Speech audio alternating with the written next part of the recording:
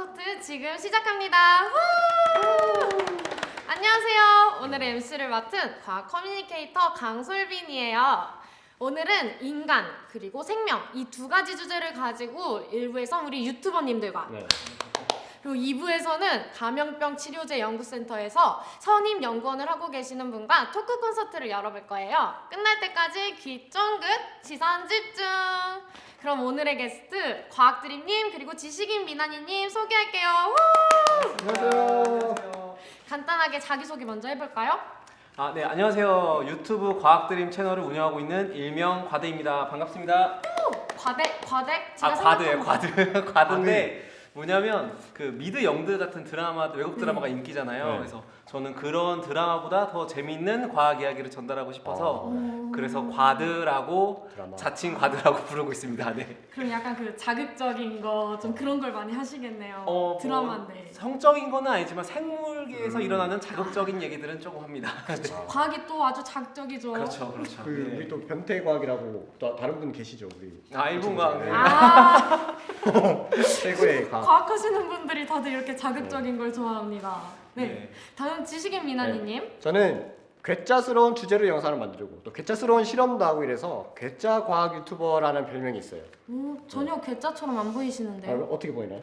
되게 좀 순둥순둥 다른 생활 그 자체.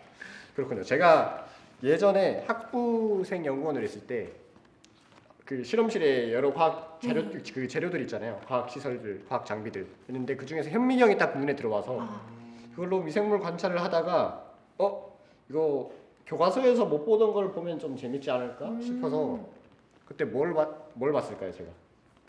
뭐지? 괴짜스러운 거. 머리카락? 그런 건 속눈썹? 괴짜스럽지 않죠.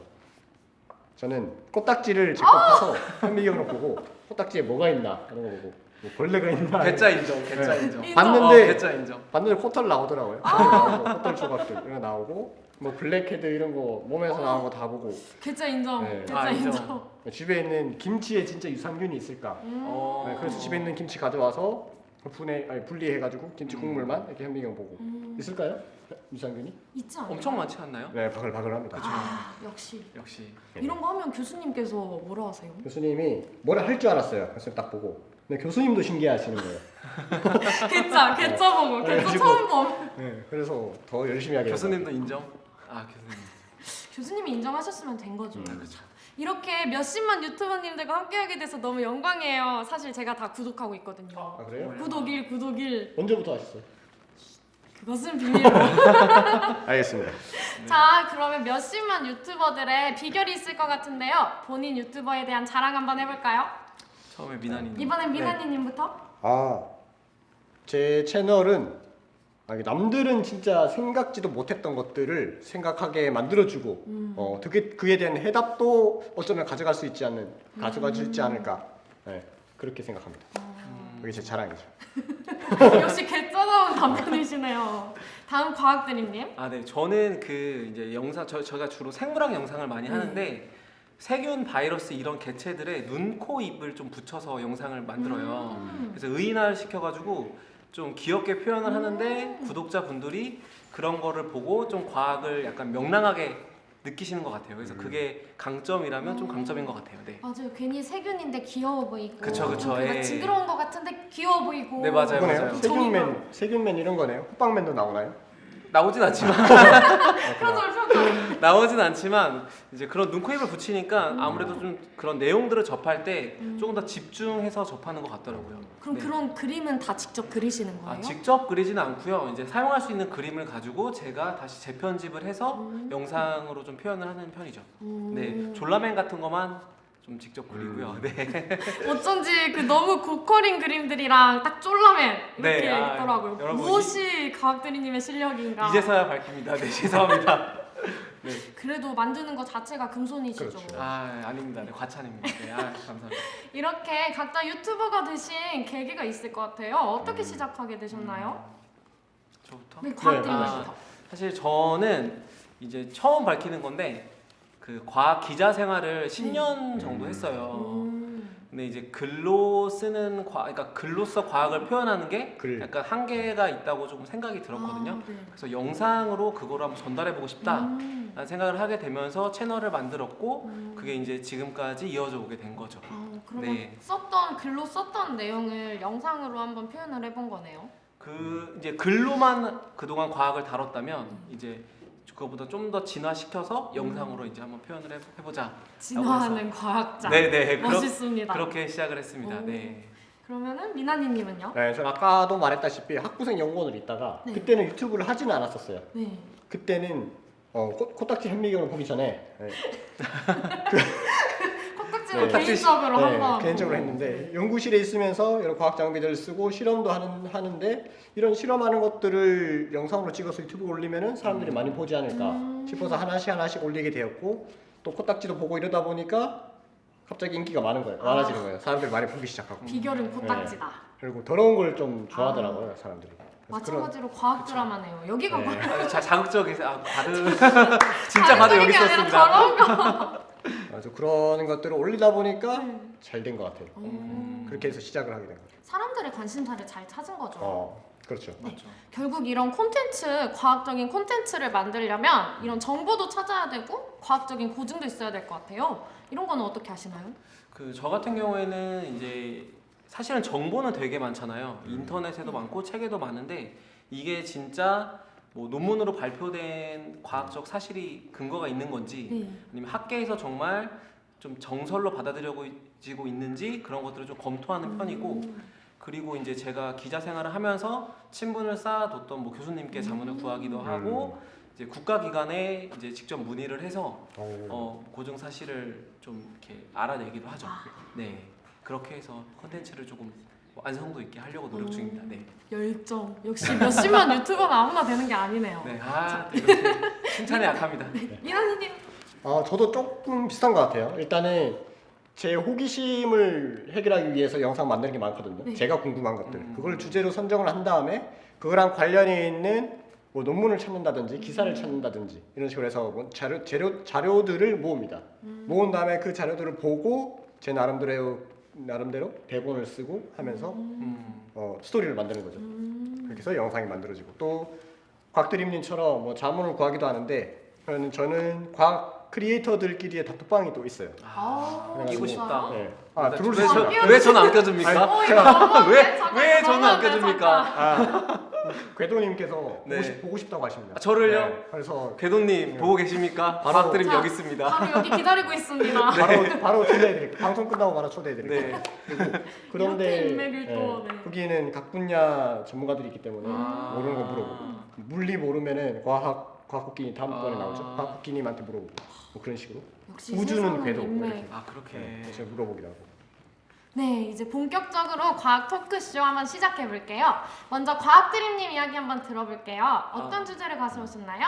제가 이번 주 주제가 인간이었잖아요. 네. 그래서 인간 하면 떠오르는 게 약간 자유로운 손이라는 생각이 들었어요.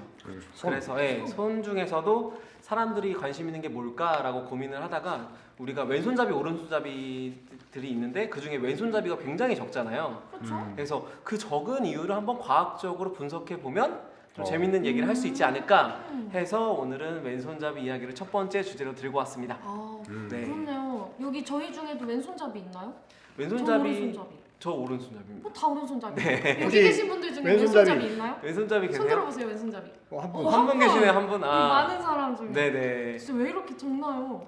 이게 왜 적냐면 일단은 이거를 설명한 가설이 있는데 옛날에 19세기쯤에 헨리라는 의사가 있었어요. 그 사람이 헨리. 전쟁 가설을 주장을 했는데요. 네. 전쟁 가설을 주장을 했는데 그건 뭐냐면 이제 원래는 오른손잡이와 왼손잡이가 숫자가 비슷했어요. 네. 근데 어느 날 방패가 발견이 된 거예요. 발명이. 그래서 전쟁을 할 때 왼손잡이는 왼손에 방패를 오른손잡이는 왼손에 방패를 쥐고 네. 심장을 막을 수 있었고 이제 오른손에는 칼을 쥐고 적을 막 이렇게 죽인 거예요. 그래서 오른손잡이가 더 많이 생존했다라는 가설을 주장을 했는데 가짜는 아니고 이게 말이 안 되는 게 실제로는 한 180만 년 전에도 오른손잡이가 더 많았어요. 왜 그러냐면 석기를 깬 자국을 보면요, 이 패턴이 오른손으로 쥐고 내리쳤을 때의 패턴이 90%가 발견이 되거든요. 그러니까 화석에서요? 그쵸, 예, 돌도끼 그 화석에서. 음. 그것도 그렇고 그 네안데르탈인의 앞니 화석을 보면은 네. 이 앞니에 상처가 나 있는데 이 패턴만 보고도 오른손잡이가 많았다는 걸 알 수 있는데 왜 그러냐면 왼손으로 고기를 잡고 이렇게 고기를 앙 문 다음에 오른손으로 고기를 내려치면 이 이빨에 상처가 생겨요. 근데 이 상처의 방향인가 패턴을 보면은 그 오른손으로 내려쳤을 때의 패턴이 훨씬 더 많이 발견이 되죠.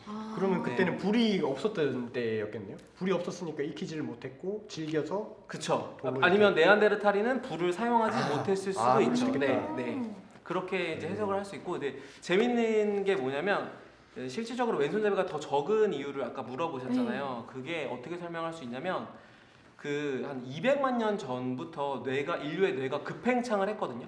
그때 이제 언어도 많이 발달을 하게 되는데 이 언어가 사실은 좌뇌랑 많이 연관이 돼 있어요. 그렇죠. 그러다 네. 보니까 좌뇌가 뇌량에서 교차가 돼서 오른손이랑 연결이 돼 있거든요. 네. 그러다 보니까 이제 언어가 발달하면서 오른손잡이가 더 많아졌다라는 아. 가설도 있고, 지금 보고 계신 시청자분들이 재밌는 거는 그 가마 모양을 보고도 손잡이를 알 수가 있어요. 네, 가마 그래서 모양 보고요? 사진이 혹시 띄어져 있나요? 네네네. 아, 네. 띄어져 있네요. 그래서 가마를 보면은 저 지금 왼쪽 편에 보이는 반시계 방향으로 도는 가마가 왼손잡이의 45% 이상은 저 반시계 가마예요. 그리고 오른손잡이의 한 90%는 저 오른쪽에 있는 사진처럼 시계 방향으로 돌고 있거든요. 네. 그래서 한번 시청자분들은 지금 한번 거울로 가마를 한번 이렇게 핸드폰으로 찍어보세요. 한번 찍어서 봐볼까요? 네, 확인해 보시면 한번 이거 봐볼까요? 어떻게 된 거지? 내 손으로는 잘 모르겠어요. 이쪽 방향이네요. 시계 반대 방향. 오른손잡이인데요. 네. 역시 개짜. 아, 개짜 맞습니다. 이렇게 개짜가 역시 있습니다, 개짜. 여러분. 아, 네. 자연의 섭리를 거스른다. 네. 네, 어쨌든 이게 왼손잡이, 오른손잡이를 이렇게 재밌는 걸로 재밌게 좀 구별할 수 있다라는 연구 결과가 실제로 있었어요. 네. 진짜 처음 듣는 새로운 사실이네요. 그러면은 이 네. 왼손잡이랑 오른손잡이 이 둘의 우열을 가릴 수 있나요? 아, 이게 뭐 어떤 사람은 뭐 왼손잡이가 천재다 이런 네, 얘기도 맞아요. 되게 많이 하잖아요. 근데 그렇게 볼 수는 없는 게 실제로 왼손잡이는 공간 지각 능력이 뛰어나고, 왜냐면 우뇌가 발달해서 오른손잡이는 자뇌가 좀 더 발달해서 논리적이나 이성적인 추론 능력이 좀 더 네. 발달을 한 거는 맞아요. 그건 관계가 깊은 건 맞는데 어떤 뇌가 더 좋다고 말할 수가 없는 건 그 그림을 보면은, 저 그림이 뭐냐면 어떤 실험을 한 거냐면 뇌량이라는 부위가 있어요. 네. 뇌량이 뭐냐면 좌뇌와 우뇌를 이렇게 연결해주는. 교차가 되는 그 연결 부위거든요. 그래서 좌뇌와 우뇌가 서로 신호를 주고받을 수 있도록 연결해주는 연결 부위인데, 그게 다친 어린 아이를 대상으로 그러니까 집 모양을 보여주고 네가 한번 그려봐라라고 한 거예요. 한쪽 뇌만으로 그쵸. 한 보면은 레프트 핸드라고 써 있는 걸 보면은 왼손으로만 그린 거예요. 네. 왼손으로만 그렸으니까 뇌량이 없으니까 우뇌만 썼을 거잖아요. 그렇죠. 그러면 우뇌는 공간 지각 능력이랑 관련이 깊잖아요. 네. 그래서 집의 모양을 보시면 입체감이 되게 잘 살아 있어요. 그러네. 입체감은 되게 잘 살아 있는데 문제는 뭐냐면 직선이 삐뚤빼뚤해요. 이거는 좌뇌를 사용하지 못했기 때문이에요.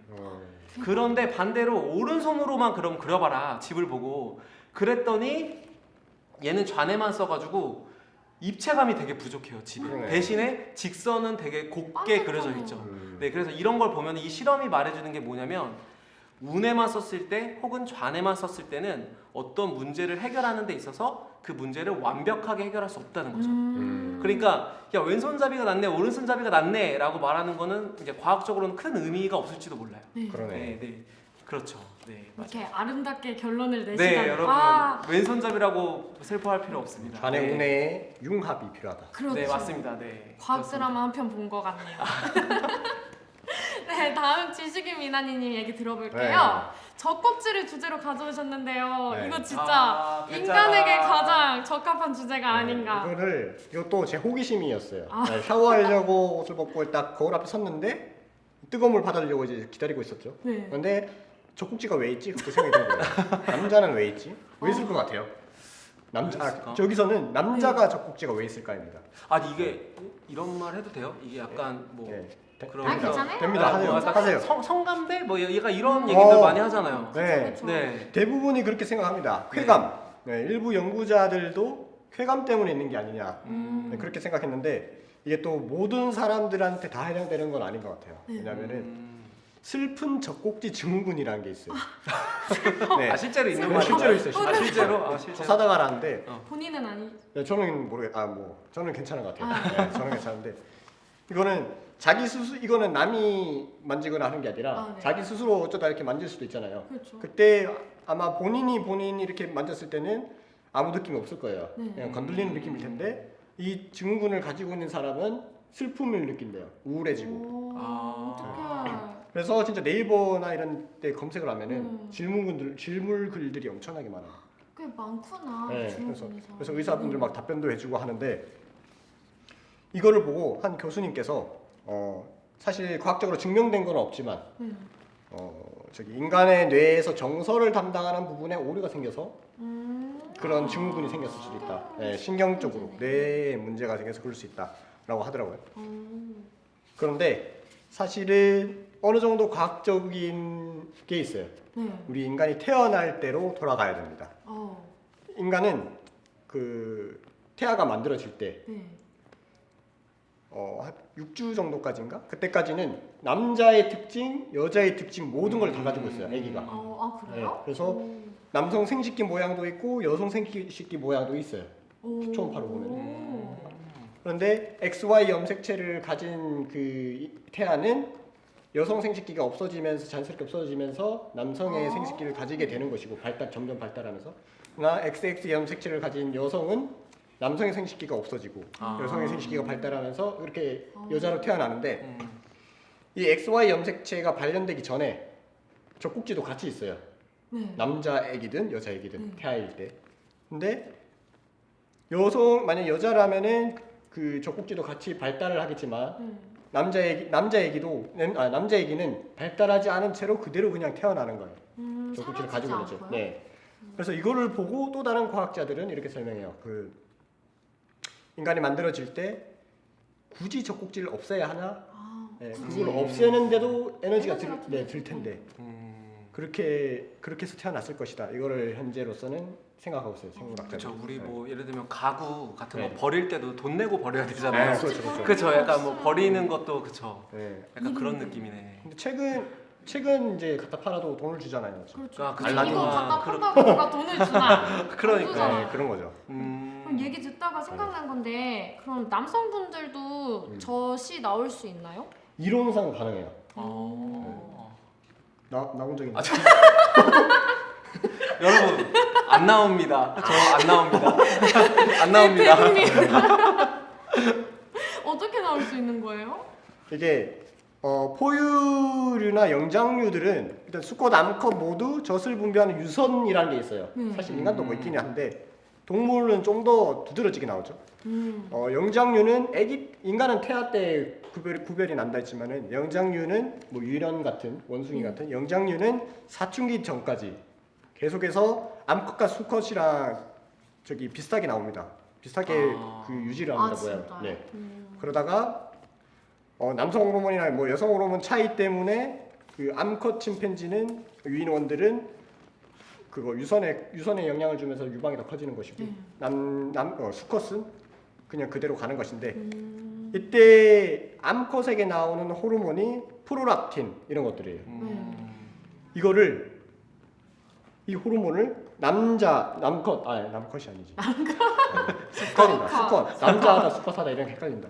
수컷에게 줬더니 호르몬을 투여했더니 수컷에서 젖이 나온 거예요. 오. 그래서 이론상 그럼 인간도 그 호르몬이 나오면은 나오겠다.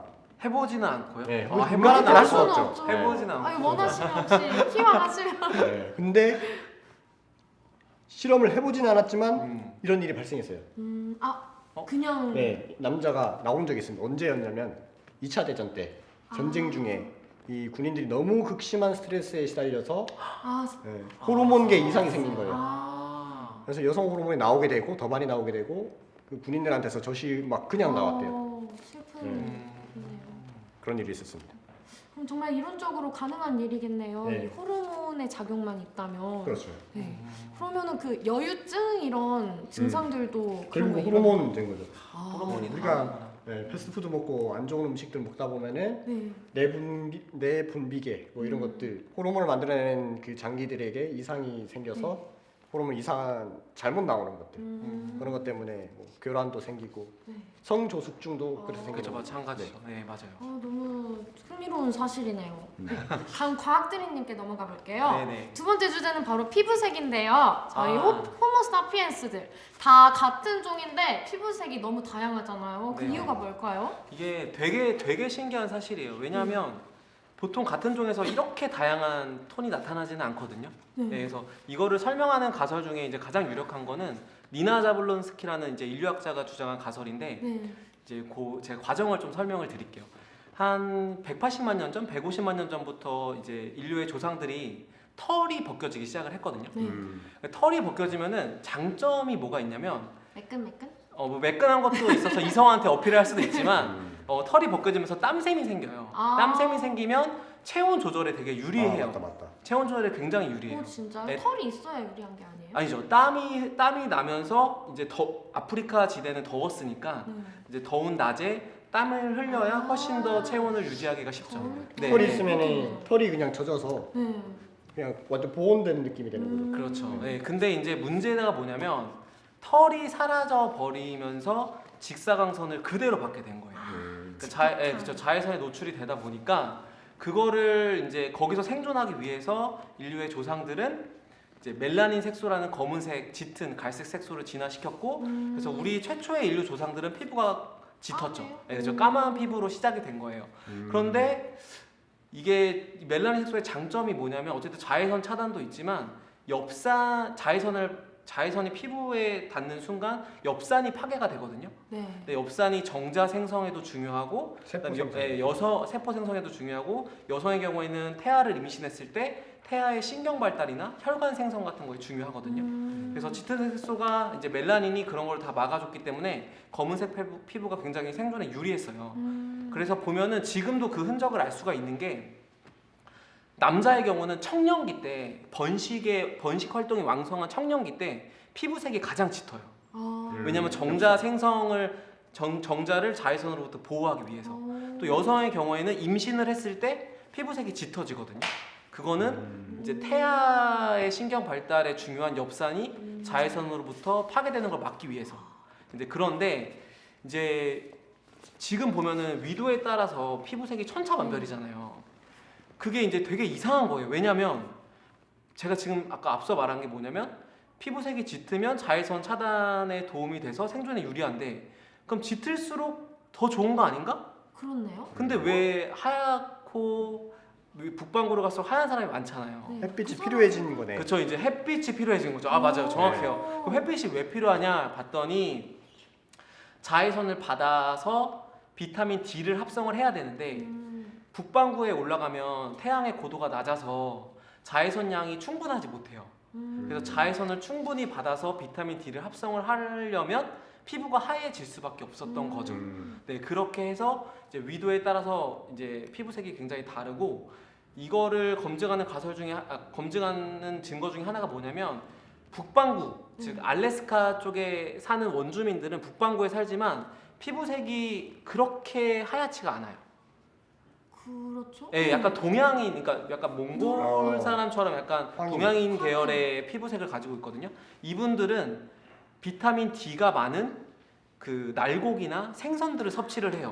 그러니까 굳이 자외선으로부터 비타민 D를 합성하지 않아도 충분히 음식을 통해서 먹을 수 있었기 때문에 굳이 피부색이 옅어질 필요가 없었던 거죠. 이렇게 음식에 따라서도 네, 나뉘게 그렇죠. 되는 예, 거예요. 그래서 비타민 D 때문에 피부색이 굉장히 다양해졌다라고 얘기해 볼 수 있죠. 네. 또 재밌는 얘기를 들었네요. 네네. 피부색의 비밀. 역시 재밌는 얘기 감사합니다. 네. 네, 다음 바로 미나니님께 넘어가 볼게요. 네. 저희 오늘 인간 생명 주제로 얘기하고 있는데요.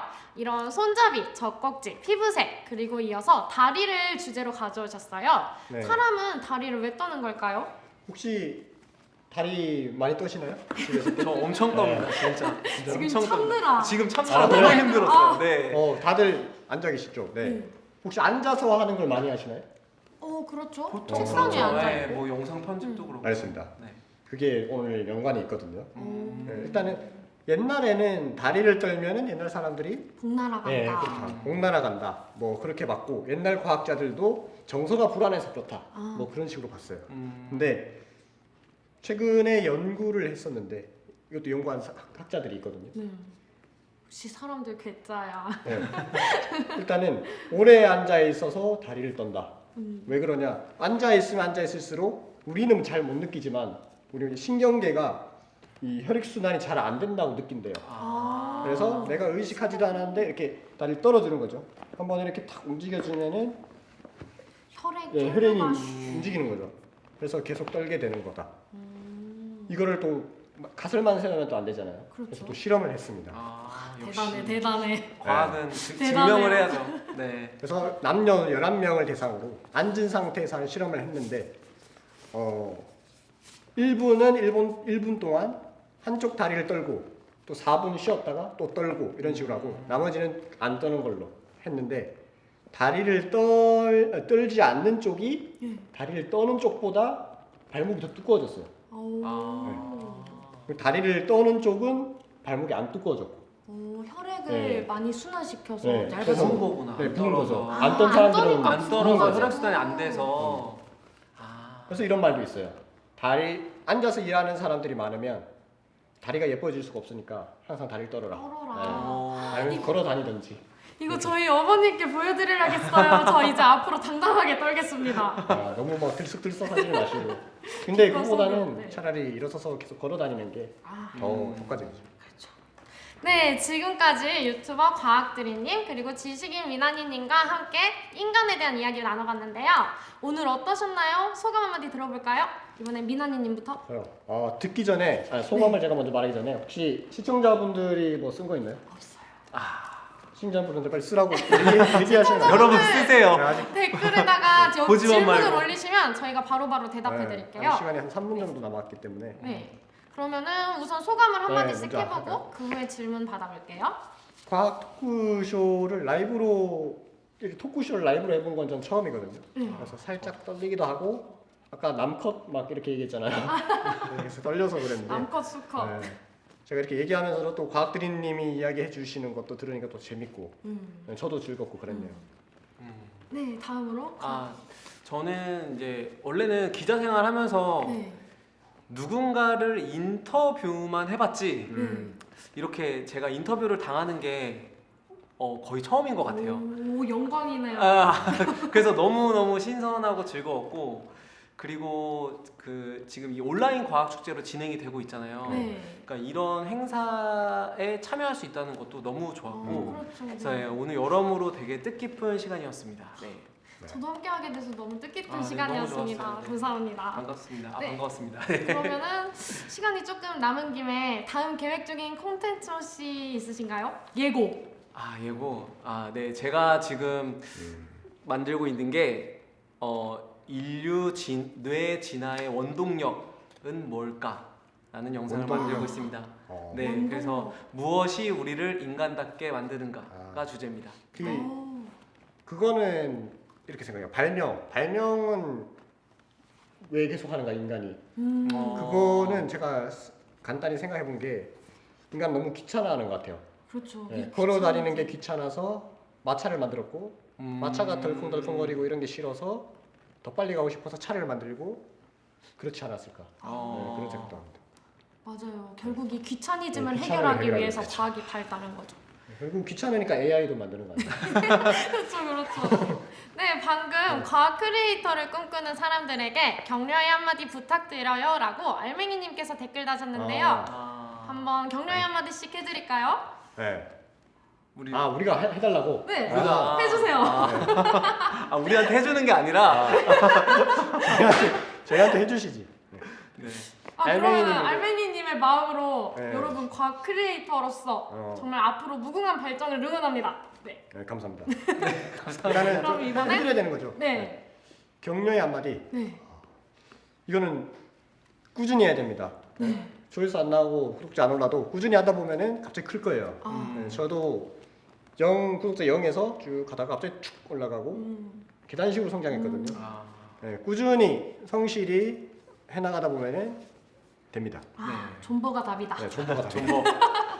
네, 저는 제 이제 명칭이 과드인데 그 과학에는 되게 어려운 과학 원리가 있긴 하지만 그 원리를 밝혀낸 과학자들의 이야기가 있잖아요. 그래서 그 이야기에 주목해서 컨텐츠를 만들어 보는 것도 방법이 될 수 있다라고 해서 과학을 재밌는 소설 이야기처럼 그렇게 좀 구성을 해보면 좋은 컨텐츠를 만들 수 있지 않을까라고 생각합니다. 과학을 드라마처럼 과학을 소설처럼. 네, 맞습니다. 이 앞으로 과학 커뮤니케이터를 꿈꾸는 분들한테 정말 영광, 모범이 되실 분들이라 생각합니다. 네. 유튜버님들과 함께한 1부는 여기까지 하고 마칠게요. 이어지는 2부에서는 한국화학연구원에서 감염병에 대한 치료제를 연구 중이신 신진수 선임연구원님과 저희 너무 고통받고 있죠? 코로나19. 이 코로나19 바이러스를 한번 파헤쳐 볼 거예요. 그러면 잠시 후에 만나요. 안녕! 안녕.